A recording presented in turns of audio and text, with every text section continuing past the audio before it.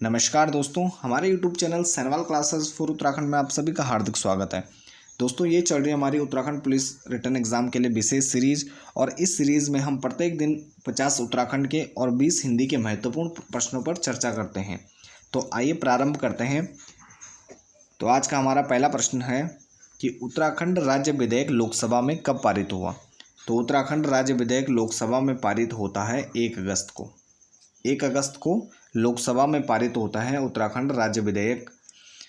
तो 1 अगस्त को या पारित होता है, 10 अगस्त को या राज्यसभा में पारित होता है और 28 अगस्त को इस पर राष्ट्रपति द्वारा साइन कर दिए जाते हैं और 27 जुलाई को यह प्रस्ताव रखा जाता है लोकसभा में। तो ये 3-4 फैक्ट हैं इससे संबंधित, ये सभी आपको ध्यान रखने हैं। तो उत्तराखंड राज्य विधेयक लोकसभा में पारित होता है 1 अगस्त 2000 को। अगला प्रश्न है हमारा, संस्कृत को उत्तराखंड की द्वितीय राजभाषा। तो संस्कृत को उत्तराखंड की द्वितीय राजकीय भाषा के रूप में कब अपनाया गया। तो संस्कृत को द्वितीय राजकीय भाषा के रूप में अपनाया गया है जनवरी 2010 में। ये भी काफ़ी महत्वपूर्ण है कि संस्कृत को द्वितीय राजकीय भाषा के रूप में अपनाया गया जनवरी 2010 में। और पहली हमारी राजकीय भाषा कौन सी है? पहली राजकीय भाषा है हमारी हिंदी और दूसरी राजकीय भाषा है संस्कृत, जिसे अपनाया गया जनवरी 2010 में। अगला प्रश्न है कि अस्कोट अभयारण्य की स्थापना कब की गई। तो अस्कोट अभयारण्य की स्थापना 1986 में की जाती है और यह अस्कोट अभयारण्य कहाँ स्थित है? तो यह पिथौरागढ़ में स्थित है अस्कोट अभयारण्य और इसकी स्थापना 1986 में की गई। अगला प्रश्न है कि मोनाल की नर जाति को कहा जाता है। तो मोनाल की जो नर जाति होती है, मोनाल एक मादा पक्षी है, तो मोनाल की जो नर जाति होती है उसको डाफे या डफिया कहा जाता है। क्या कहा जाता है? डाफे या डफिया कहा जाता है मोनाल को, कि जो नर जाति होती है। अगला प्रश्न है कि बुरांस वृक्ष को संरक्षित वृक्ष घोषित कब किया गया। तो बुरांस वृक्ष को संरक्षित वृक्ष घोषित किया गया वन अधिनियम 1974 के तहत। बुरांस क्या है? एक महत्वपूर्ण वृक्ष है उत्तराखंड का। तो उत्तराखंड में जो बुरांस वृक्ष है इसको संरक्षित, क्योंकि इसका जो वो कटान था वो लगातार लोग उसका अवैध कटान करते रहते थे, तो इस वजह से इसको वन अधिनियम 1974 के तहत लाया गया, जिसके तहत इसको संरक्षित करने का प्रयास किया गया। अगला प्रश्न है कि बुरांस वृक्ष में फूल खिलने का समय होता है। तो बुरांस वृक्ष में फूल खिलने का जो समय होता है वो होता है फरवरी टू अप्रैल। तो फरवरी से अप्रैल के मध्य यानी गर्मियों में बुरांस वृक्ष के फूल खिलने का समय होता है। तो इसमें फूल आते हैं फरवरी से अप्रैल के मध्य। अगला प्रश्न है कि ब्रह्म कमल को महाभारत के वन पर्व में क्या कहा गया है। तो ब्रह्म कमल को महाभारत के वन पर्व में कहा गया है सौगंधिक पुष्प। तो सौगंधिक पुष्प से संबोधित किया गया है ब्रह्म कमल को। तो ब्रह्म कमल राज्य का क्या है? राज्य पुष्प भी है और इसे महाभारत के वन पर्व। तो वन पर्व यहाँ पर इम्पोर्टेंट है, कई बार पूछ सकता है कि महाभारत के किस पर्व में ब्रह्म कमल को सौगंधिक पुष्प कहा गया है। तो ये भी आपको ध्यान रखना है कि वन पर्व में सौगंधिक पुष्प से संबोधित किया गया है ब्रह्म कमल को। अगला प्रश्न है हमारा कि राज्य वाद्य यंत्र ढोल कब घोषित किया गया। तो राज्य वाद्य यंत्र हमारा ढोल है और इसको घोषित किया गया 2015 में। तो 2015 में हमारा जो राज्य वाद्य यंत्र है वह ढोल को घोषित किया गया 2015। अगला प्रश्न है कि प्रथम राष्ट्रीय वीरता पुरस्कार प्राप्त करता है। तो उत्तराखंड में प्रथम राष्ट्रीय वीरता पुरस्कार प्राप्त करता है हरीश राणा। कौन है? हरीश राणा। 2003 में इनको यह राष्ट्रीय वीरता पुरस्कार प्राप्त हुआ और यह उत्तरकाशी जिले से संबंधित है। तो हरीश राणा को 2003 में सर्वप्रथम राष्ट्रीय वीरता पुरस्कार से सम्मानित किया गया। अगला प्रश्न है कि स्टिल ग्रो इन देहरा। तो स्टिल ग्रो इन देहरा जो अंग्रेजी में उपन्यास है, तो ये उपन्यास लिखा है रस्किन बॉन्ड ने। रस्किन बॉन्ड का उपन्यास है स्टिल ग्रो इन देहरा और यह अंग्रेजी भाषा में है, रस्किन बॉन्ड द्वारा लिखा गया है। अगला प्रश्न है कि राज्य का प्रथम वार मेमोरियल यानी शौर्य स्मारक कहाँ स्थित है। तो राज्य का प्रथम वार मेमोरियल शौर्य स्मारक स्थित है देहरादून में और इसे अप्रैल 2016 में बनाया गया।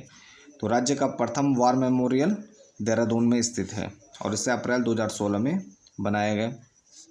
अगला प्रश्न हमारा कि प्रथम भारत एवं उत्तराखंड में महिला पुलिस महानिदेशक है।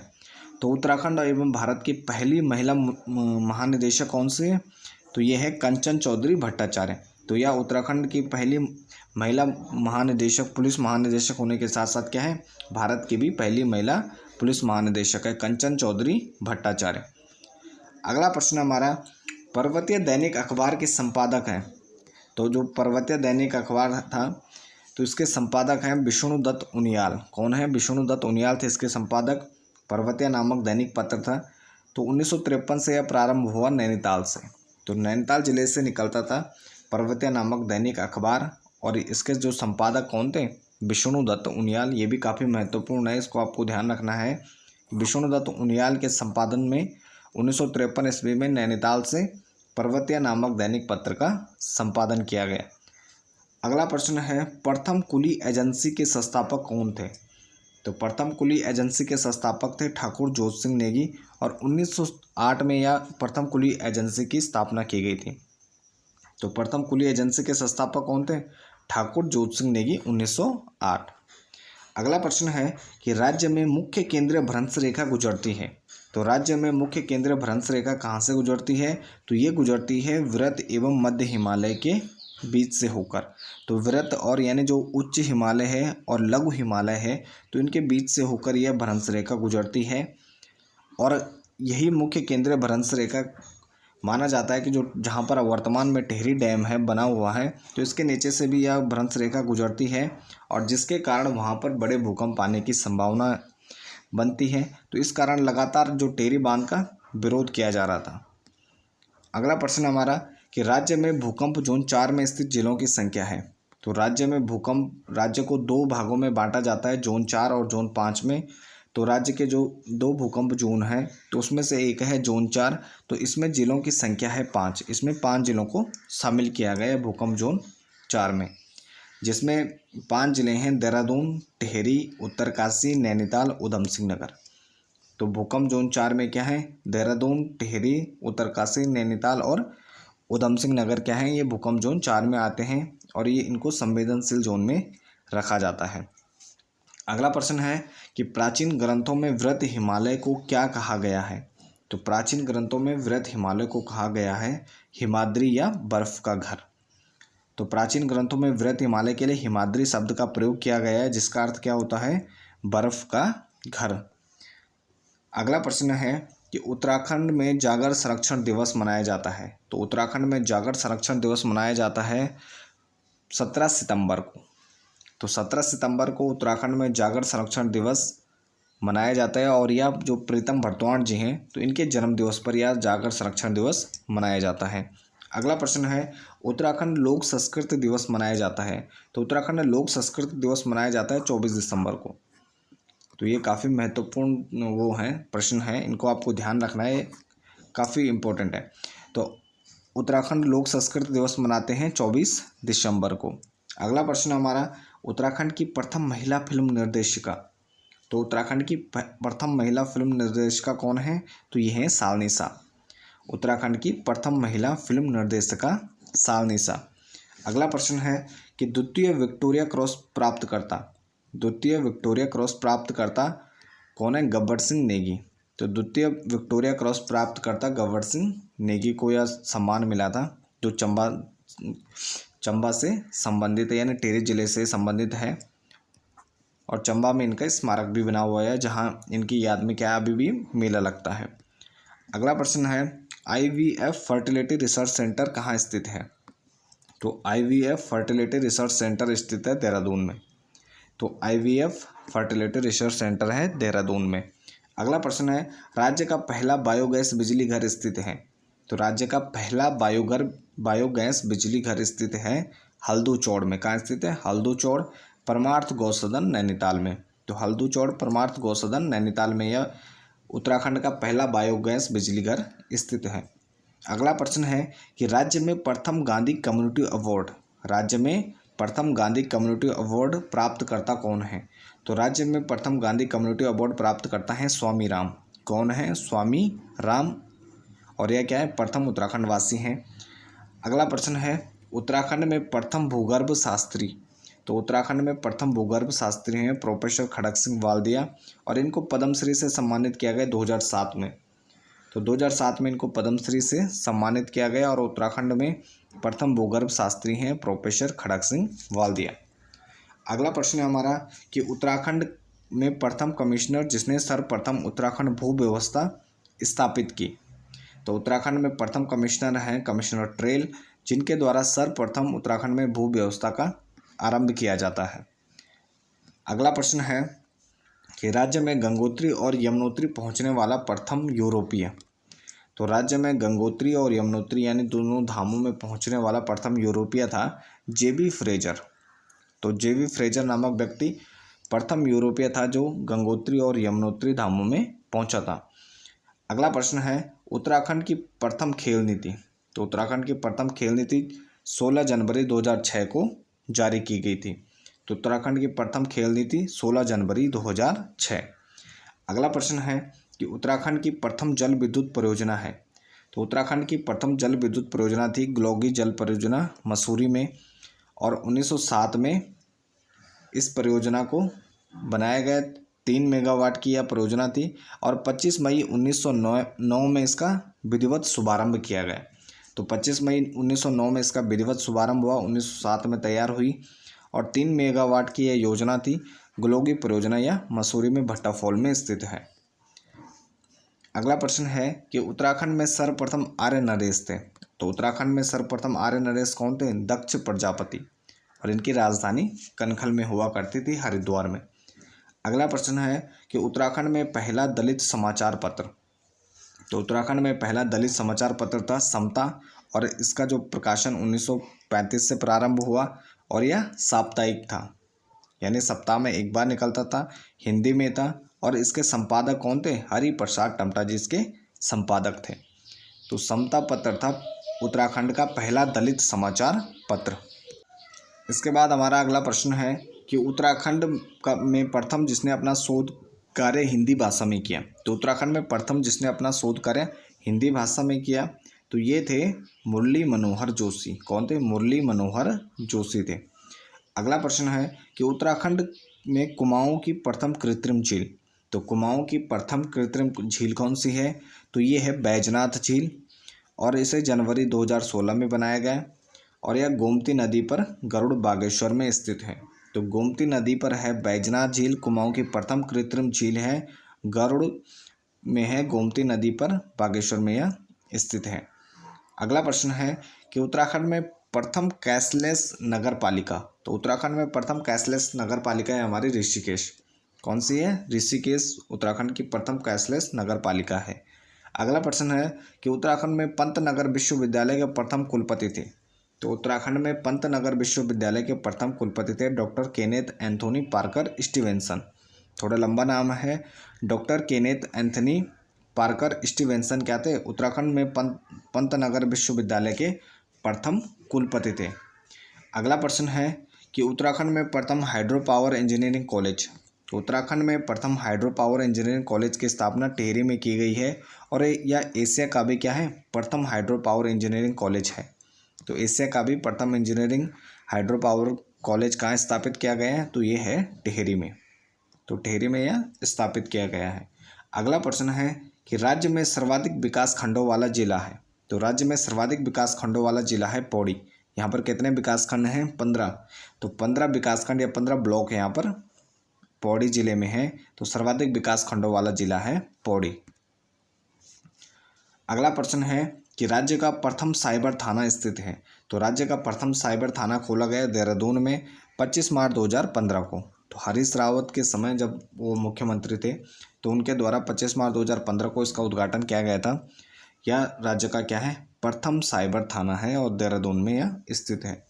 अगला प्रश्न है कि क्षेत्र पंचायत में सचिव के रूप में कार्य करता है। तो क्षेत्र पंचायत में सचिव के रूप में कार्य करता है बीडीओ। कौन करता है? बीडीओ क्षेत्र पंचायत के सचिव के रूप में कार्य करता है। अगला प्रश्न है कि राज्य में सर्वाधिक नगरों वाला जिला। तो राज्य में सर्वाधिक नगरों वाला जिला है हरिद्वार, और इसमें सबसे ज़्यादा नगर हैं 24। तो सर्वाधिक नगरों वाला जिला है हरिद्वार, और सबसे कम नगरों वाला जिला है बागेश्वर, इसमें एक ही नगर है। अगला प्रश्न है कि झालीमाली मंदिर की पांडुलिपि की खोज किसने की थी? तो झालीमाली मंदिर की पांडुलिपि की खोज की यशवंत सिंह कटोच ने। तो झालीमाली मंदिर की पांडुलिपि की खोज किसने की थी? यशवंत सिंह कटोच जी ने। अगला प्रश्न है, कुमाऊं के खेरवन, जसकोट, देवीधुरा स्थलों में ओखली या कपमाक्स, तो ओखली इनको कपमाक्स भी कहा जाता है। तो खेरवन, जसकोट, देवीधुरा स्थलों में ओखली या कपमाक्स की खोज की है, तो ये की है MP जोशी द्वारा। किसके द्वारा की गई है? MP जोशी द्वारा इनकी खोज की गई है। अगला प्रश्न है कि नर कंकाल, मिट्टी के बर्तन और जानवरों के अंग 5.2 यानी 5.2 किलो का सोने का मुकुट किस स्थान से प्राप्त हुआ है? तो यह प्राप्त हुआ है हमें मलारी गुफा से, चमोली। तो नर कंकाल, मिट्टी के बर्तन, जानवरों के अंग, 5.2 किलो का सोने का एक मुकुट, तो ये सब प्राप्त होता है मलारी गांव, चमोली से। अगला प्रश्न है कि बदान क्षेत्र या पर्वत श्रेणी को किस अन्य नाम से जाना जाता है? तो बदान क्षेत्र या पर्वत श्रेणी को किस अन्य नाम से जाना जाता है? तो ये जाना जाता है नंदा देवी पर्वत। तो नंदा देवी पर्वत को बदान पर्वत भी कहा जाता है या बदान क्षेत्र भी कहा जाता है।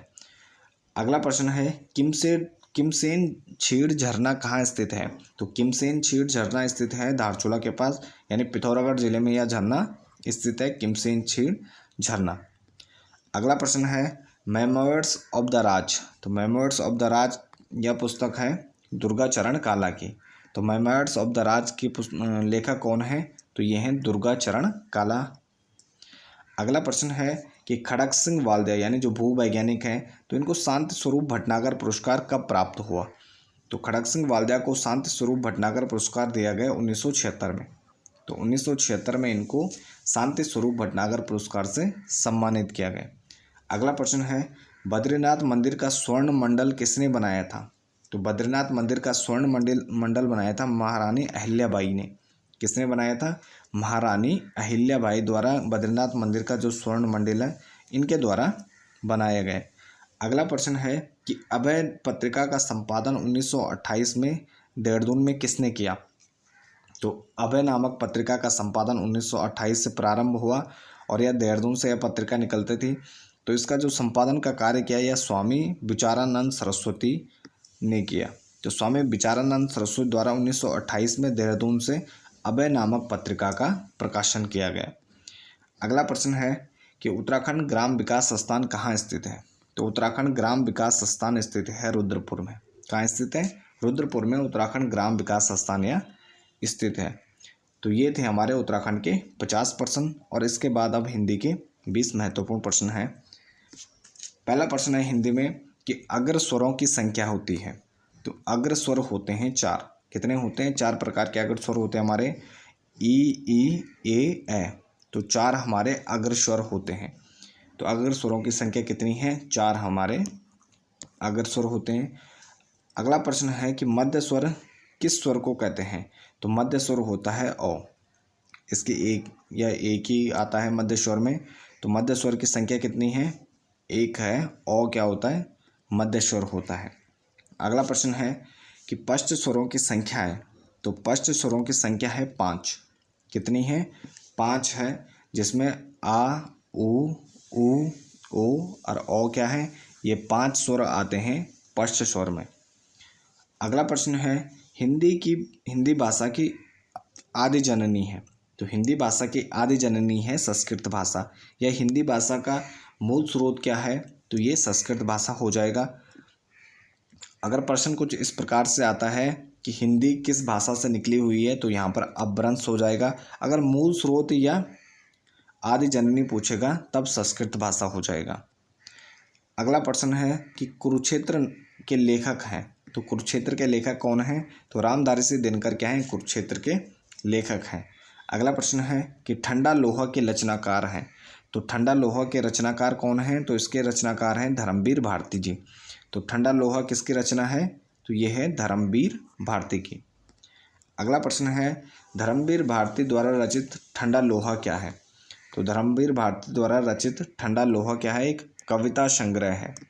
तो धर्मवीर भारती द्वारा रचित ठंडा लोहा क्या है? एक कविता संग्रह। अगला प्रश्न है कि संगीत द्वारा व्यक्ति का ... प्रभावित होता है। तो संगीत द्वारा व्यक्ति का क्या प्रभावित होता है? तो संगीत द्वारा व्यक्ति प्रभावित होता है आचरण। तो संगीत द्वारा व्यक्ति का आचरण प्रभावित होता है। अगला प्रश्न है कि रामायण और महाभारत का समय कालातीत हो गया है पर ये ग्रंथ अभी तक नहीं है। यानी रामायण और महाभारत का जो समय है वह कालातीत हो गया है पर ये ग्रंथ क्या है, अभी भी नए बने हुए हैं। यहाँ से हमें खासकर जीवन के बारे में काफ़ी कुछ सीखने को हमें मिलता है और हमारे जीवन से संबंधित सभी समस्याओं का हल हम इनसे ढूंढ सकते हैं।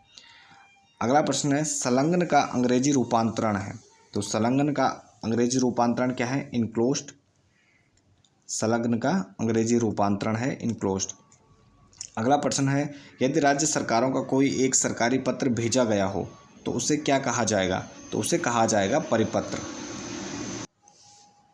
तो उसे क्या कहा जाएगा? उसे परिपत्र कहा जाएगा। तो यदि अगर जैसे सेंट्रल गवर्नमेंट क्या करती है और सभी राज्य सरकारों को कोई सरकारी पत्र भेजती है तो उसको परिपत्र कहा जाता है। अगला प्रश्न है अधिसूचना प्रकाशित होती है। तो अधिसूचना प्रकाशित होती है सरकारी गजट में। तो अधिसूचना किस में प्रकाशित होती है? सरकारी गजटों में।